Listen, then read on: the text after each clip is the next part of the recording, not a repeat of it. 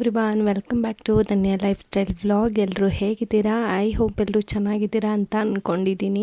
ನಾನು ಕೂಡ ತುಂಬಾ ಚೆನ್ನಾಗಿದ್ದೀನಿ. ತುಂಬಾ ಎಕ್ಸೈಟೆಡ್ ಆಗಿ ವ್ಲಾಗ್ನ ಶುರು ಮಾಡ್ತಾ ಇದ್ದೀನಿ. ಸೊ ಬೆಳಿಗ್ಗೆ ಬೇಗನೆ ಎದ್ಬಿಟ್ಟು ಮನೆ ಮುಂದೆಗಡೆ ಎಲ್ಲ ಕ್ಲೀನ್ ಮಾಡಿಕೊಂಡು ಬೇಗ ಟಿಫನ್ ಎಲ್ಲ ರೆಡಿ ಮಾಡ್ಕೊಂಡು ಬಿಡೋಣ ಅಂತ ಹೇಳಿಬಿಟ್ಟು ರೆಡಿ ಮಾಡ್ಕೊಳ್ತಾ ಇದ್ದೀನಿ. ಇವತ್ತಿನ ವ್ಲಾಗಲ್ಲಿ ಸೂಪರ್ ಸಖತ್ ಟೇಸ್ಟಿ ಆಗಿರುವಂಥ ಹಾಗೆ ಹೆಲ್ದಿ ಆಗಿರುವಂಥ ಬ್ರೇಕ್ಫಾಸ್ಟನ್ನು ಹೇಗೆ ರೆಡಿ ಮಾಡ್ಕೊಳ್ಳೋದು, ಮತ್ತು ನಾನು ಒಂದು ಹೇರ್ ಕಟ್ನು ಕೂಡ ಮಾಡಿಸಿದ್ದೆ, ಅದನ್ನು ಕೂಡ ಇದೇ ವ್ಲಾಗಲ್ಲಿ ಶೇರ್ ಮಾಡ್ತಾ ಇದ್ದೀನಿ.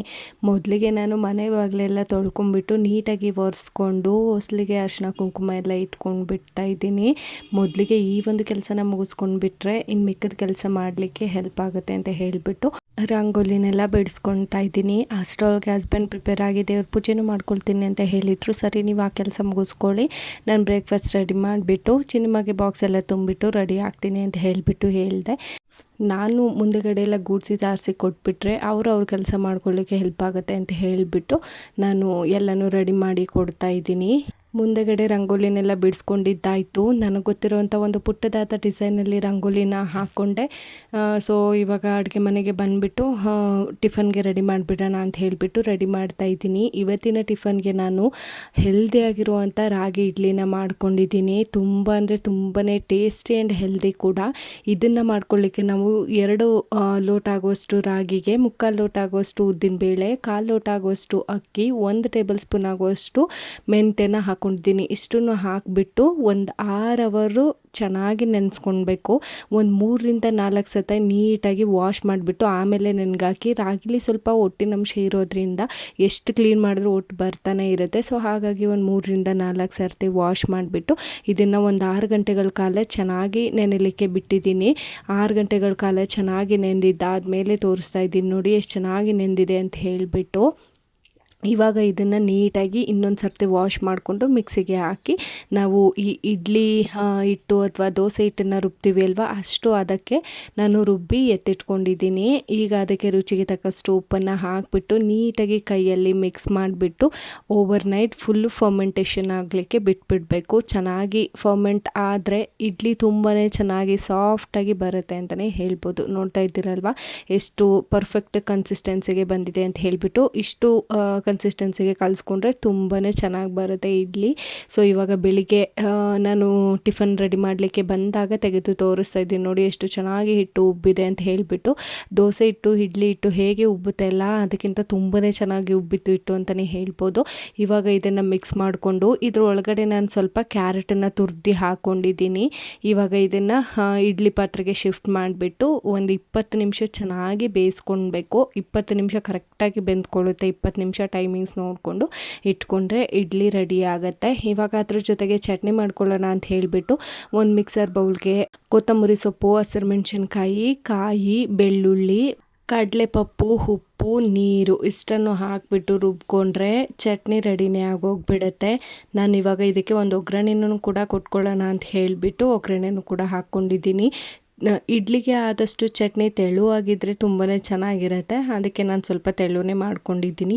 ಇದಕ್ಕೆ ಇವಾಗ ಸಿಂಪಲ್ಲಾಗಿ ಒಂದು ಒಗ್ಗರಣೆ ಕೊಟ್ಕೊಂಡ್ಬಿಟ್ರೆ ಚಟ್ನಿ ರೆಡಿನೇ ಆಗೋಗ್ಬಿಡುತ್ತೆ. ಅಷ್ಟರೊಳಗಾಗಿ ಇಡ್ಲಿನೂ ಕೂಡ ಚೆನ್ನಾಗಿ ಬೇಯ್ಕೊಂಡಿತ್ತು. ಇವಾಗ ತೆಗೆದು ತೋರಿಸ್ತೀನಿ ನೋಡಿ. ಇಡ್ಲಿನ ಯಾವಾಗಲೂ ತೆಗೆದಾಗ ಫಸ್ಟು ಒಂದು ಸರ್ತಿ ಚೆಕ್ ಮಾಡ್ಕೊಂಡ್ಬಿಡಿ. ಒಂದು ಸ್ಪೂನ್ ಸಹಾಯದಿಂದ ಅಥವಾ ಒಂದು ಕಡ್ಡಿ ಸಹಾಯದಿಂದ ಈ ಥರ ಚುಚ್ಚಿಬಿಟ್ಟು ತೆಗೆದ್ರೆ ಕಡ್ಡಿಗಾಗಲಿ ಸ್ಪೂನ್ಗಾಗಲಿ ಅಂಟ್ಕೊಳ್ಬಾರ್ದು. ಆವಾಗ ಇಡ್ಲಿ ಪರ್ಫೆಕ್ಟಾಗಿ ಬೆಂದಿದೆ ಅಂತ ಅರ್ಥ.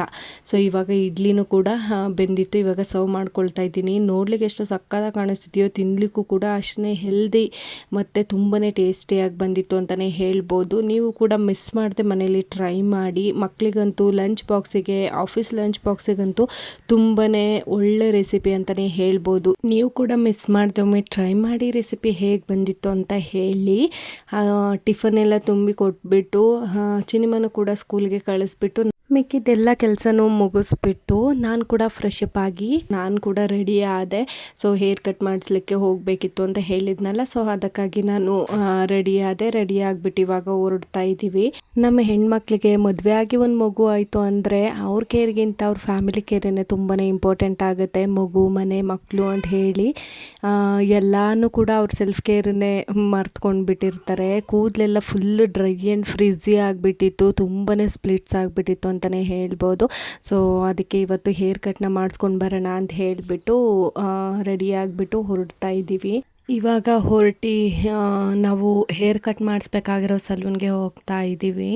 ಯಾವಾಗ್ಲೂ ಲಾಂಗ್ ಹೇರ್ ಕಟ್ಟೆ ಮಾಡಿಸ್ತೀಯಲ್ವ, ಈ ಸರ್ತಿ ಸ್ವಲ್ಪ ಶಾರ್ಟಾಗಿ ಮಾಡಿಸ್ಕೊ, ನೀನು ಡೈಲಿ ವೇರೆಲ್ಲ ಹಾಕಿದಾಗೆ ಚೆನ್ನಾಗಿ ಕಾಣಿಸುತ್ತೆ. ಸೊ ಎವ್ರಿ ಡೇ ಏನು ಸಾರಿ ಹಾಕಲ್ವಲ್ಲ ನೀನು ಅಂತ ಹೇಳ್ತಾ ಇದ್ರು. ಅದಾಗಿದ್ದಾದ ನಂತರ ನಾನು ಲೊಕೇಶನ್ ಹತ್ರ ಬಂದೆ. ನಾನೋಗಿದ್ದು ಗೋಕುಲಂ ಹತ್ರ ಇರುವಂಥ ಟ್ರ್ಯಾಂಕ್ವಿಲ್ಸ್ ಅವರ ಹೇರ್ ಸಲೂನ್ಗೆ.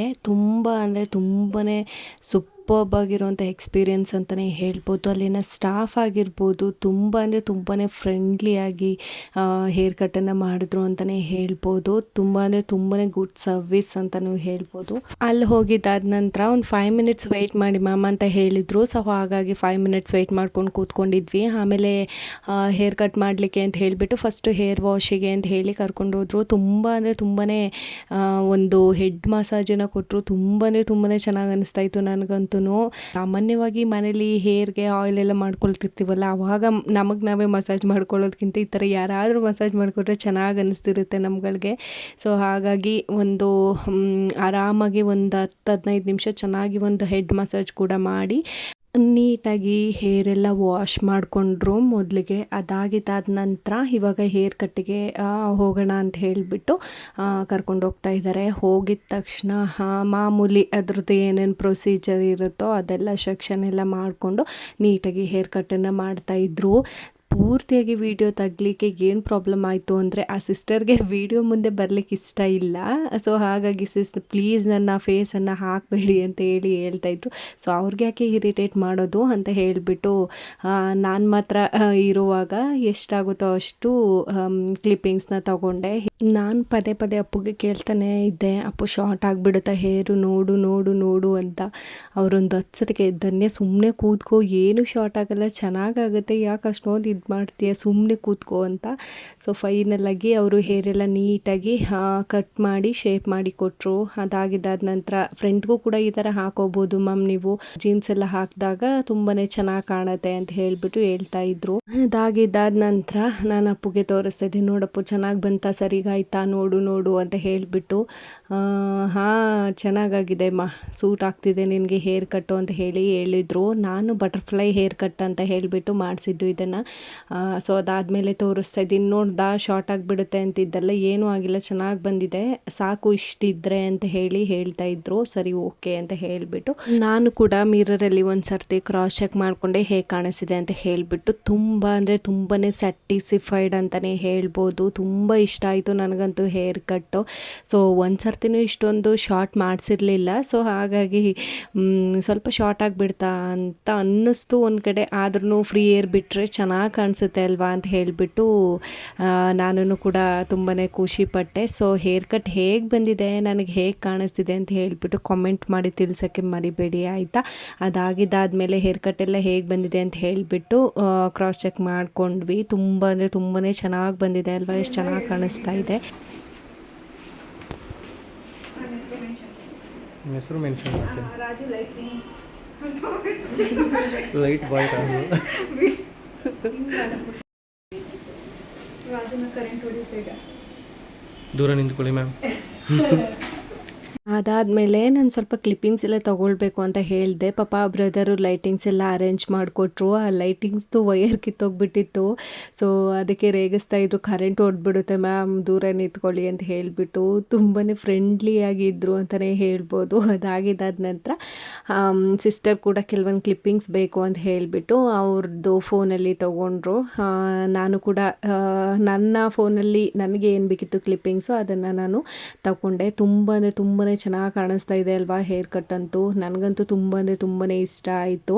ನಿಮಗೆ ಹೇಗೆ ಅನ್ನಿಸ್ತು ನನ್ನ ಈ ಹೇರ್ ಕಟ್? ಚೆನ್ನಾಗಿ ಕಾಣಿಸ್ತಿದೆಯಾ, ಸೂಟ್ ಆಗುತ್ತಾ ನನಗೆ ಅಂತ ಹೇಳಿಬಿಟ್ಟು ಕಾಮೆಂಟ್ ಮಾಡಿ ತಿಳಿಸಿ. ಅದಾಗಿದ್ದಾದ ನಂತರ ಫ್ರೆಂಡ್ಗೂ ಕೂಡ ಈ ಥರ ಹಾಕ್ಕೊಂಡು ಜೀನ್ಸ್ ಎಲ್ಲ ಹಾಕೊಂಡುವಾಗ ಚೆನ್ನಾಗಿ ಕಾಣಿಸುತ್ತೆ ಅಂತ ಹೇಳಿಬಿಟ್ಟು ತೋರಿಸ್ತಾ ಇದ್ರು ಅವರನ್ನು ಕೂಡ. ನಾನು ಕೂಡ ಅದನ್ನು ಕ್ರಾಸ್ ಚೆಕ್ ಮಾಡಿಕೊಂಡು ಹೇರ್ ಕಟ್ ಎಲ್ಲ ಮಾಡಿಸ್ಕೊಂಡು ಪೇ ಮಾಡಿಬಿಟ್ಟು ಇವಾಗ ಅಲ್ಲಿಂದ ಹೊರಟು ಬಂದ್ವಿ. ಹೇಗಿದ್ರು ಲಂಚ್ ಟೈಮ್ ಆಗಿದೆ ಅಲ್ವಾ, ಊಟ ಮಾಡ್ಕೊಂಡು ಬಂದುಬಿಡೋಣ ಅಂತ ಹೇಳಿದರು. ನಾನು ಬೇಡ ಮನೆಗೆ ಹೋಗೋಣ ಅಂತ ಹೇಳಿದೆ. ಬೇಡ ಪರವಾಗಿಲ್ಲ ಬಾ, ಏನಾದರೂ ತಿನ್ಕೊಂಡು ಹೋಗೋಣ, ಹೇಗೂ ಹೊರಗೆ ಬಂದಿದ್ದೀವಿ ಅಲ್ವಾ ಅಂತ ಹೇಳಿಬಿಟ್ಟು ಕರ್ಕೊಂಡೋದ್ರು. ಸಲೂನಿಂದ ಆಲ್ಮೋಸ್ಟ್ ಅಲ್ಲಿ ಹತ್ರ ಇರುವಂಥ ಹೋಟೆಲ್ಗೆ ಹೋದ್ವಿ. ಅಲ್ಲಿ ಹೋಗ್ಬಿಟ್ಟು ಏನು ಬೇಕು ನಿನಗೆ ಆರ್ಡರ್ ಮಾಡಿ ತಗೋ ಅಂತ ಹೇಳಿದರು. ಸೊ ನಾನೊಂದು ಮಸಾಲ ದೋಸೆ ಬೇಕು ಅಂತ ಹೇಳಿ ಆರ್ಡರ್ ಮಾಡಿಸಿದ್ದೆ. ಅವರೇನು ಆರ್ಡ್ರ್ ಮಾಡಿಕೊಂಡ್ರು, ಆರ್ಡರ್ ಬಂದಮೇಲೆ ನನಗೆ ಗೊತ್ತಾಗೋದು. ಸೊ ನಾನು ಏನು ಆರ್ಡ್ರ್ ಮಾಡಿದ್ರು ಅಂತ ಕೇಳಿಸ್ಕೊಳ್ಳಿಲ್ಲ.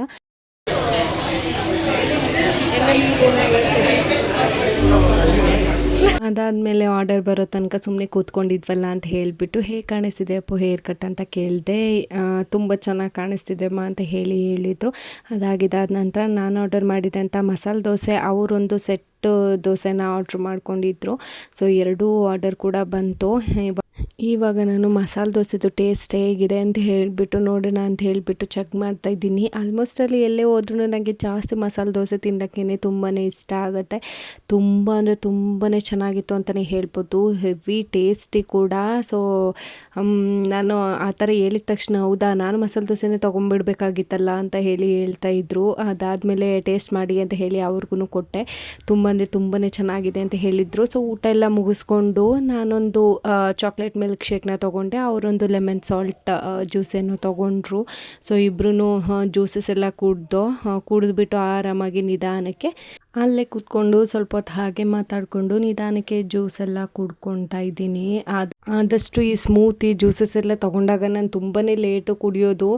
ನಿಧಾನಕ್ಕೆ ಕುಡಿಯೋ ತನಕ ವೆಯ್ಟ್ ಮಾಡಬೇಕು. 2 ಅವರ್ ಮಾಡ್ತೀಯ ಕುಡಿಯೋಕ್ಕೆ ಅಂತ ಹೇಳ್ತಾಯಿದ್ರು.